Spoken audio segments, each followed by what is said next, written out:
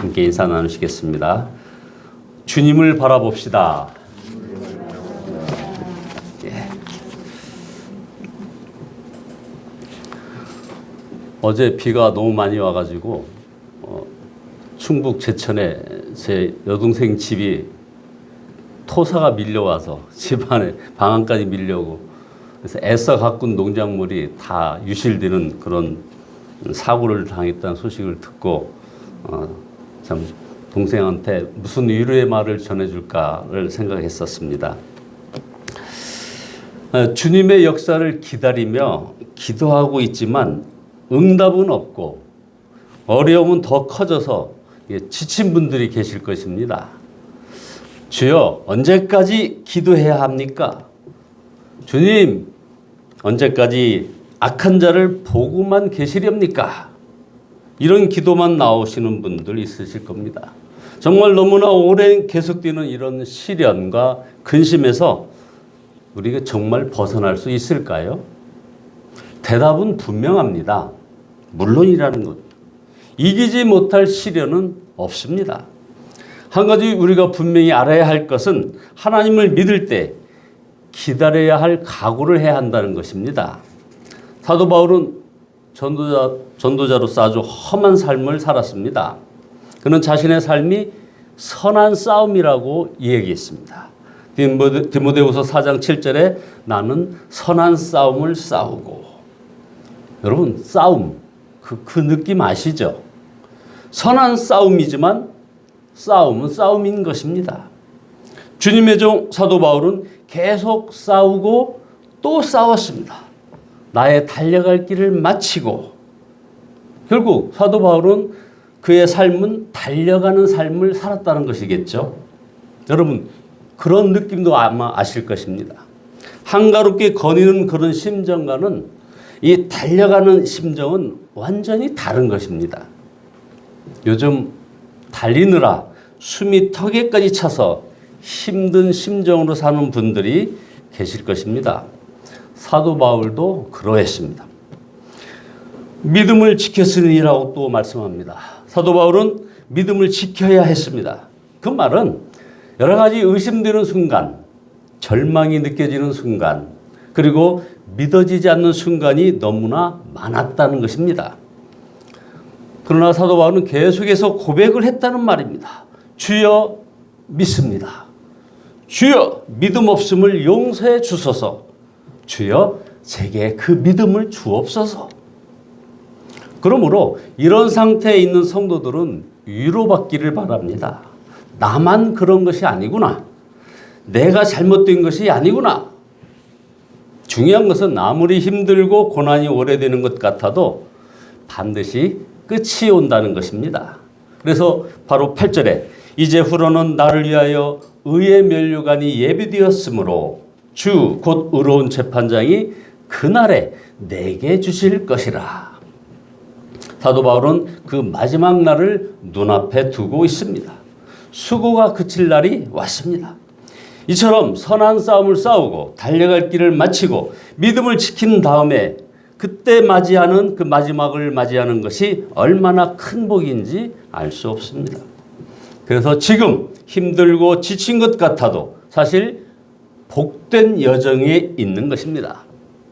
그러나 마귀는 포기해. 그만해. 당신 할 만큼 했잖아. 그리고 잘 안 되잖아. 계속 속삭입니다. 그러나 주님은 이길 힘을 주셔서 포기하지 않게 하십니다. 바로 이 새벽 시간이 바로 그렇게 하실 것입니다. 사도 바울은 분명히 자신만 아니라 모든 그리스도인들이 자신과 같은 삶을 살아야 한다고 권면합니다. 디모데후서 4장 5절에 그러나 너는 모든 일에 신중하여 고난을 받으며 전도자의 일을 하며 내 직무를 다하라. 내게만 아니라 주의 나타나심을 사모하는 모든 자에게도 니라. 성경에 나오는 하나님의 사람들은 어떻게 보면 미련할 정도로 인내의 사람들이었습니다. 그렇지 않습니까? 야고보서 5장 10절에 보면 형제들아 주의 이름으로 말한 선지자들로 고난과 오래 참음의 본을 삼으라. 노아는 하나님이 명하신 대로 하기 위해서 120년 동안 방주를 지었습니다. 하나님의 약속의 아들을 주기까지 아브라함은 25년의 세월을 기다렸지 않습니까? 요셉은 어땠습니까? 13년의 세월을 노예 생활과 감옥 생활을 길이 참아야 했습니다. 모세는 어땠나요? 모세는 40년의 광야 생활을 했습니다. 다윗은 사울왕의 살인적인 그 추격을 받으면서 10여 년의 도망자의 세월을 참아야 했습니다. 성경 속에서 인내의 대표적인 주자라고 한다면 단연코 욥이라고 할 수 있습니다. 야고보서 5장 11절에 보라 인내하는 자를 우리가 복되다 하나니 너희가 욥의 인내를 들었고. 사탄 마귀가 갖은 방법으로 괴롭혔지만 욥은 끝까지 믿음으로 인내하였습니다. 욥기 13장 15절에 보면 그가 나를 죽이신다 할지라도 나는 그를 의지하노라 하면서 나의 갈 길을 오직 그가 아시나니 그가 나를 단련하신 후에는 내가 정금같이 나오리라. 그런데 야고보 사도는 성도들에게 인내의 삶을 살라고 권면하면서 인내하는 자는 주님께 주신 결말을 보았다 이렇게 말씀을 합니다. 야고보서 5장 11절에 주께서 주신 결말을 보았거니와 주는 자비하시고 긍휼히 여기시는 자신이라. 우리 주님은 그저 인내하라고만 하지 않으신다는 것입니다. 요한계시록이 쓰여졌을 당시 로마 제국은 상상할 수 없는 거대한 세력이었습니다. 거기에 비하면 우리 초대교회는 너무나 초라한 존재였습니다. 게다가 유대교와 온갖 미신들 그리고 음란하고 탐욕적인 사회 풍조로 당시 사회는 서서히 무너져가고 있었습니다. 그때 그 요한에게 주님은 눈을 들어 하늘을 열어 보여주셨습니다. 바로 계시록 4장 1절에 보면 그 뒤에 내가 보니 하늘에 문이 하나 열려 있는데 그리고 전에 내가 들은 그 음성 곧 나팔 소리 같이 나에게 들린 그 음성이 이리로 들어오너라. 이 뒤에 일어나야 할 일들을 너에게 보여주겠다 하고 말씀하였다고 했습니다. 그런데 하늘에 보좌가 하나 놓여 있고 그 보좌에 한 분이 앉아 계셨다는 것입니다. 이것 때문에 요한은 무너지지 않았던 것입니다. 우리의 현실을 보면 실망스럽고 낙심되고 걱정이 됩니다. 그러나 하늘에는 찬양과 경배와 기쁨이 충만합니다. 그래서 우리는 성도의 장례식은 슬픔이 가득하지만 천상에서는 성도를 맞이하는 잔치가 벌어진다고 하지 않습니까? 그것을 바라보니 장례식에 찬양하고 예배하고 감사하는 것 아니겠습니까? 여러분 아십니까? 요한에게 역사하신 성령은 지금 저와 여러분 안에 임하여 계십니다. 하나님께서 우리에게 인내를 요구하시지만 내버려 두신 것이 아니라는 것입니다. 우리와 함께 하시는 성령을 통하여 위로하십니다. 이길 힘을 공급하십니다. 사도 바울은 항상 그 힘을 공급받았던 것입니다. 베드로후서 3장 8절에서 17절 사이에 보면 8절에 사랑하는 자들아 주께는 하루가 천년 같고 천년이 하루 같은 이 한 가지를 잊지 마라 하시면서 17절을 쭉 보니까 그러므로 사랑하는 자들아 너희가 이것을 미리 알았은즉 무법한 자들의 미혹에 이끌려 너희 굳센 데서 떨어질까 삼가라. 오직 우리 주 곧 구주 예수 그리스도의 은혜와 저를 아는 지식에서 자라가라. 영광이 이제와 영원한 날까지 저에게 있을지어다.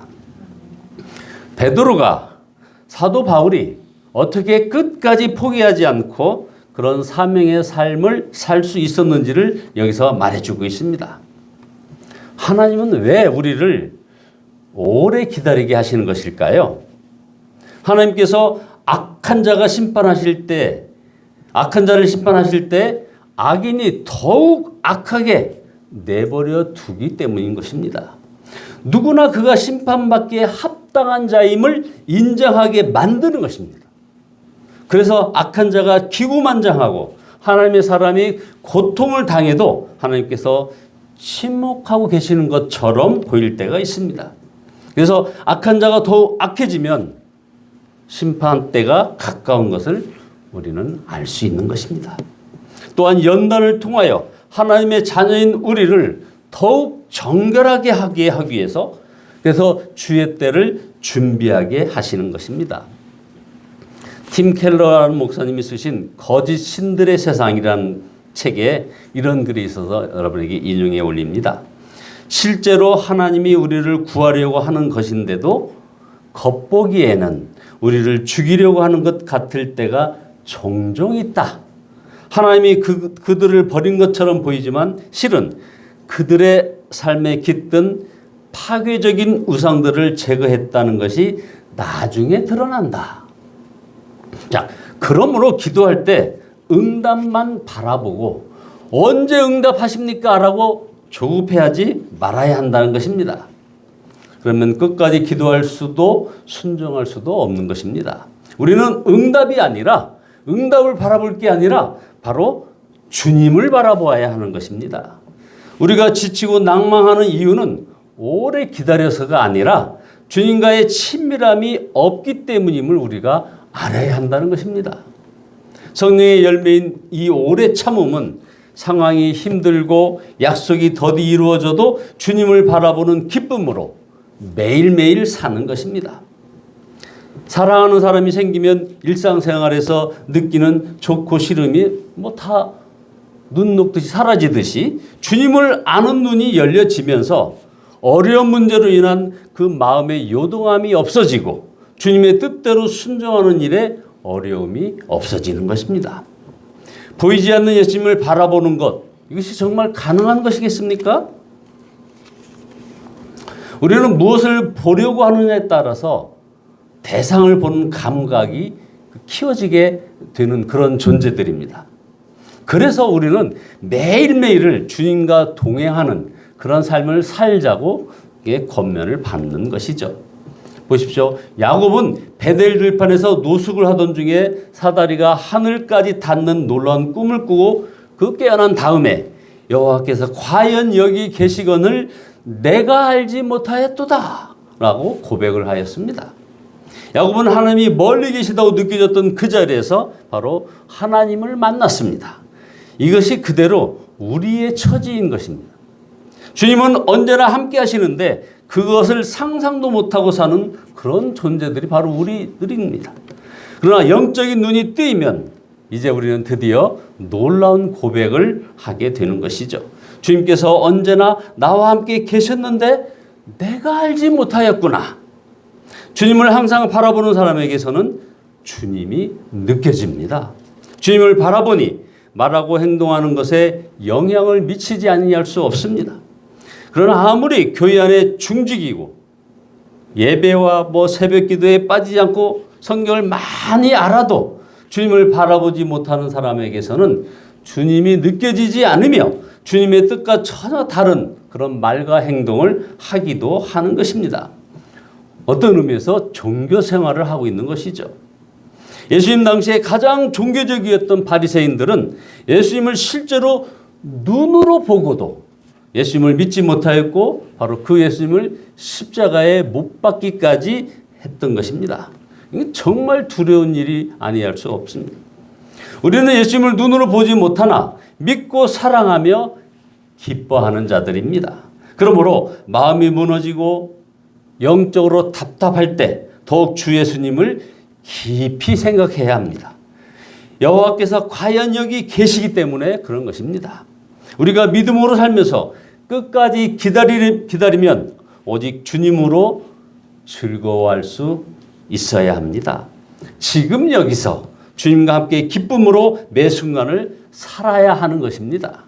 그러면 우리는 얼마든지 기다릴 수 있습니다. 주여 언제까지입니까? 이렇게 탄식하다가 주여 감사합니다로 끝마치게 되는 그런 인생을 여러분 모두 사시기를 예수 그리스도의 이름으로 축원드립니다. 기도하시겠습니다.